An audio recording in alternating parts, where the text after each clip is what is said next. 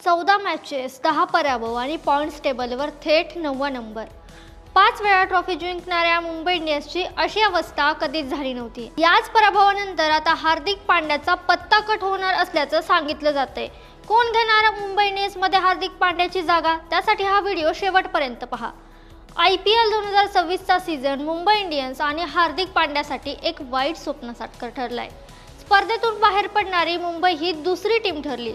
सुरुवातीला वाटलं होतं की मुंबई इंडियन्स जोशात आहे, पण शेवटी 14 सामन्यांमध्ये फक्त 4 मॅचेस त्यांना जिंकता आल्या आणि तब्बल 10 मॅचेसमध्ये त्यांना पराभवाचा धक्का देखील बसला. आता बातमी अशी आहे की राजस्थान विरुद्धच्या शेवटच्या मॅचनंतर मुंबईच्या कोचिंग स्टाफमध्ये गंभीर चर्चा झाली.